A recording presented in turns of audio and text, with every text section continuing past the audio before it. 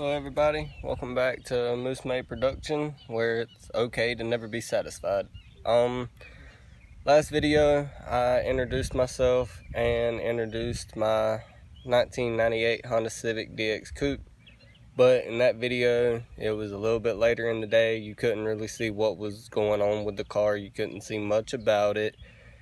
All together, you just really could not see what was going on. And I said in that video that I was going to come back during the daytime and give a better run around of the car and what all was going on with it. I'm pretty much just going to repeat myself from the last video, tell y'all what's going on with it, and also tell y'all how I come about the car. So let's get started. This is my 1998 Honda Civic DX Coupe. All together, I got aftermarket double edition grill. I got the Neo Speed tag mount cover thing. It just covers up the little ugly holes in it. Down in the grill down here, I got the light bar mounted. I got these cheesy behind, I don't even know what type of rims they are, honestly. They're very ugly. They will eventually be changed out. I'm gonna go ahead and tell y'all that.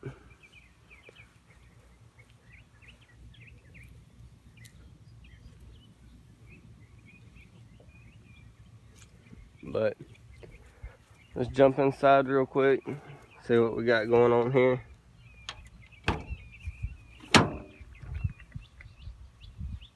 Alright, so far from the start, everything in here is scattered apart, thrown around. Like, I got random stuff just laying everywhere in here because I'm in the process of working on the car itself. I'm gonna attempt to start the car up. In the last video, I turned on my light bar, that way y'all could see it. I come out this morning to start this video. I'm pretty sure that the battery's dead. If the battery is dead, then I'm gonna have to wait until someone else gets home, and I will probably do another video of the crank up on it. I'm gonna go ahead and let everyone know ahead of time though, the car does have a skip to it, I'm gonna say. I've diagnosed the problem already, and it is the fuel filter. It is terribly clogged, and it's just causing the car to idle rough and like barely any power. Like, if you know about vehicles, you already know what I'm talking about, so I ain't really got to explain too much into that part. Yeah, let's try and crank it.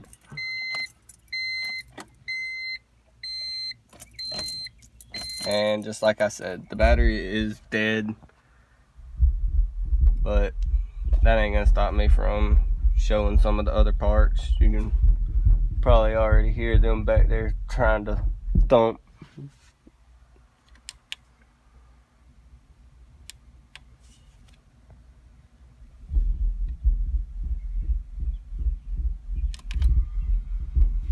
I got dual touchscreen.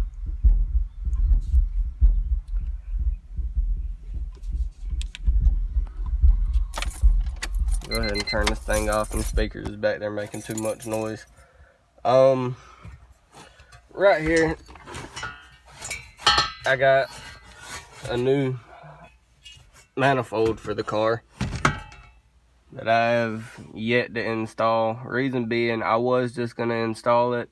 I got on my car, went to looking around, and my car does not unbolt right here. So I couldn't just put this part on and then put this part on. Instead, I'm gonna have to cut it off of mine and weld this part right here to my exhaust. So I'm gonna have to unbolt mine, which bolts up right here the same way this part does. It has one right here, and then it goes into my exhaust bolted onto it. I'm gonna have to cut right before it and weld this part into my exhaust pipe, which will give it the correct flow and everything. Y'all know how that goes. As you can see, the person I got the car from, I don't know what they was doing, but if you look on both sides, I think they tried to convert it over to automatic windows. They messed up the window things, like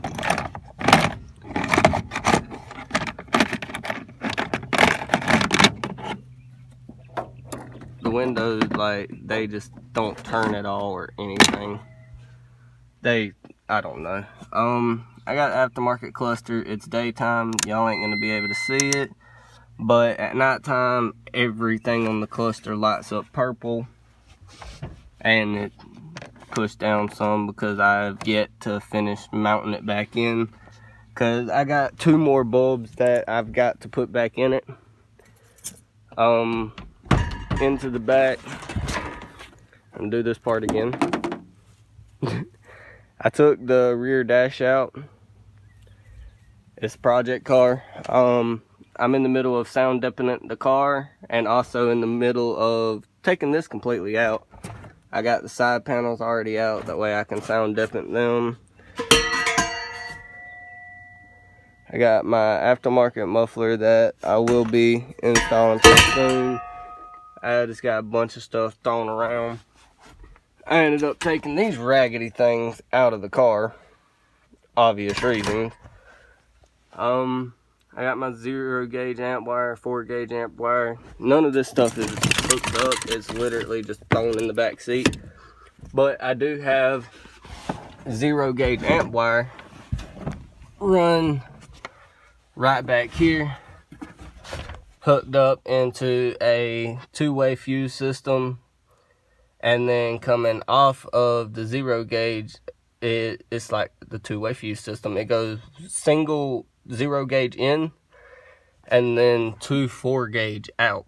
So I got a 1400 watt, no, my bad, they're both 1200 watt. Okay, I got a 1200 watt SDX amp down here powering these 2 subs, and then I got a 1200 watt amp right here powering the sub behind this wall. And I'm gonna go into the trunk and show y'all what that one is powering.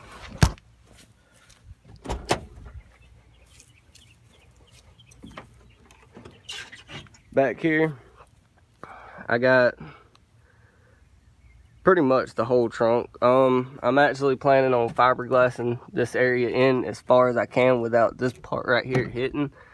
As y'all can see, whenever it comes down, it does go pretty low, which is why, like, I'm satisfied with the box being the size that it is. I was gonna fiberglass it. I don't know what I'm gonna do yet. I was wanting it to be where the whole trunk is one solid unit. I might not be able to do that. I don't know what I'm gonna do yet, but I'll figure that part out a little bit further on down the road. I'm just explaining what else going on so far. In the next video, I'm probably gonna do a parts list and tell everything that is to come with the car. But for right now, that's not what I'm doing. Right here, I got a 12-inch Power Acoustic Gothic. Inside of the house, I actually have another 12-inch Power Acoustic Gothic that's going to go right here, right beside it. The 2 subwoofers that are in the back seat are going to go up top, right here and here. So it'll put 4 subwoofers in this box. And before anyone says anything, this box is tuned for these 4 subwoofers. It was built strictly for these 4 subwoofers. So it's going to sound a lot better. Only reason that I only put the 1 speaker in it prior is because I just wanted to see how it sounded. I got tired of it sitting around. It got through in there and it's running. So I was fine with it for the time being, but I got to get the other 4 subwoofers in. I'm going to go ahead, throw everything back together, and kind of talk to y'all about everything that is to be, will be, might be, trying to be. I don't know what I'm talking, but we'll figure that part out. anyways, yeah.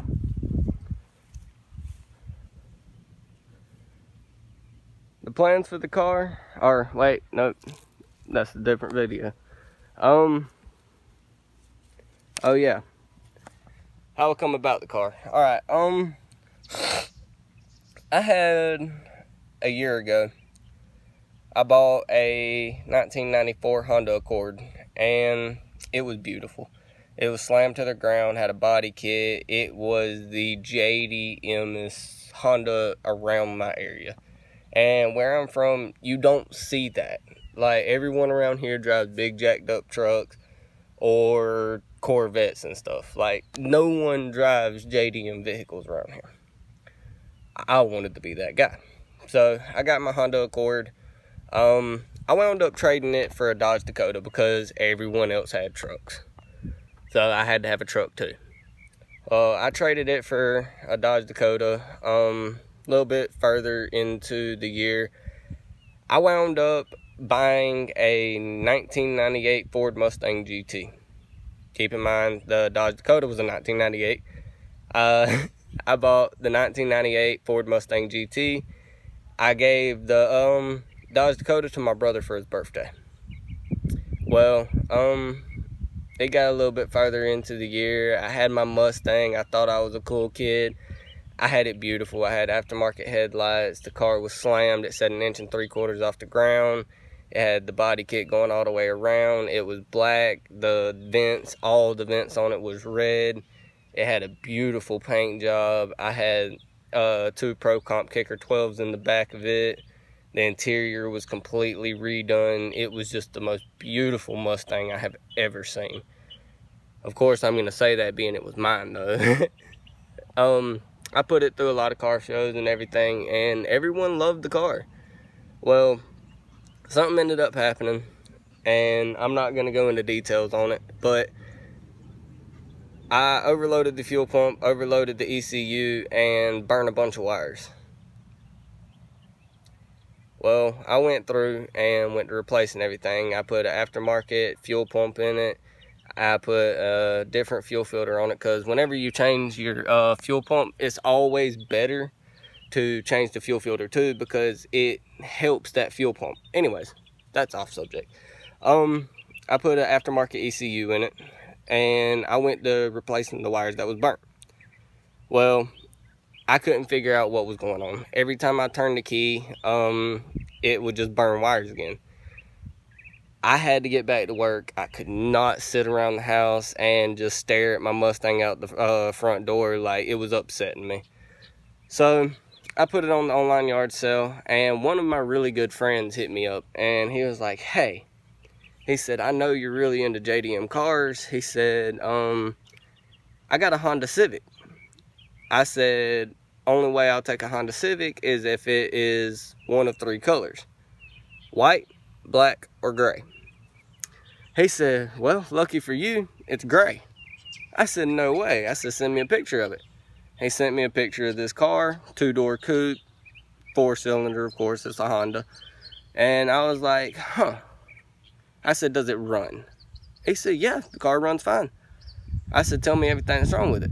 He said, well, on one of the back sides, it has a busted brake line. The brakes go in the floorboard, but the car still stops. I'm like, okay, well, how about this? Bring the car to me. I will look at the car, and I will see if I want it. If I want the car, we'll trade. If I don't, then obviously, like, I'll see you later, dude.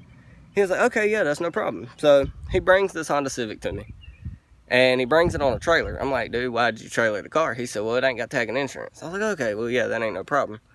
Pulled the car off the trailer, jumped it off. It had a messed up battery when I got it. And, crunk it up. It sounded dang good. I drove it down the road, no brakes, and it drove beautiful. So I come back to the house, and I was like, hey, man, I want the car. I said, here's the title to the Mustang. Give me the title to the Honda. You got yourself a deal. I know, I'm stupid. I traded a V8 Mustang GT for a Honda Civic. Well, the heartbreaking part for me. after I got the Honda Civic, I got it back to my house and just went to going through the whole car, seeing what I wanted to do, what was done to it, everything of that nature. And I get a phone call from my buddy. I answered the phone, and all I hear is my Mustang GT camming out in the background. And I was like, that's my car. And he was like, yeah, it sounds good, don't it? I was like, dang, dude. I said, you must have already had a wiring harness for it. And he was like, no, man. He said, to be honest, he said, you done amazing at replacing the wiring harness in this car. He said, it looks like it was done at a shop professionally. He said, it looks amazing. I said, then what the heck was the issue? The part that made me the maddest. He said, well, you done beautiful with the wiring. Too bad you did not change that $10 module. I did not think I was going to have to change any modules on it, because whenever I purchased the car, being that modules are so cheap, I went through and replaced every module. So I did not think there was going to be an issue there. Well, evidently I was wrong. It was a $10 module. My car was up and running again, and I became the proud owner of a Honda Civic.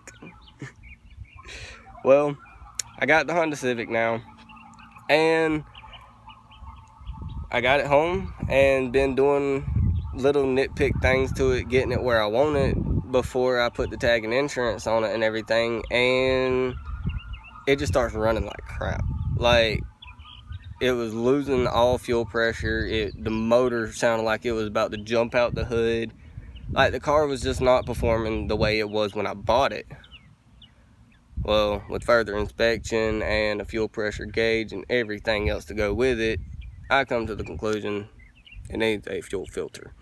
Everything else is working fine, like all modules, everything is working fine. Fuel pump's coming on, everything's fine.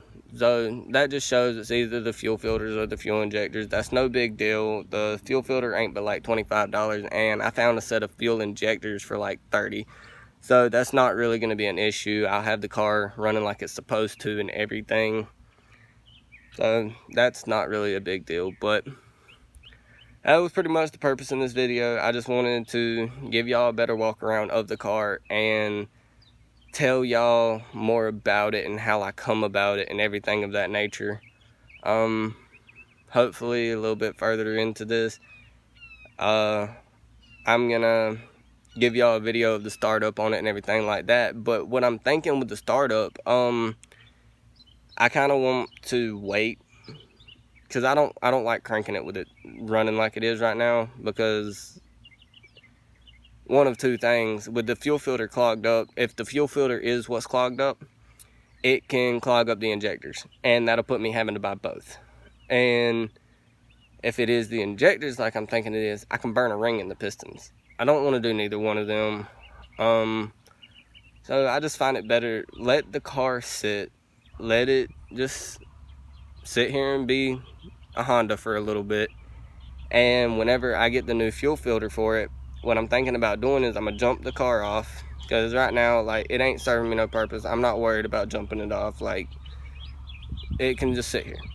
Well, whenever I get the new fuel filter, what I'm gonna do is I'm gonna do a video of me cranking the car up and letting y'all hear how it sounds with it running like it's running. And then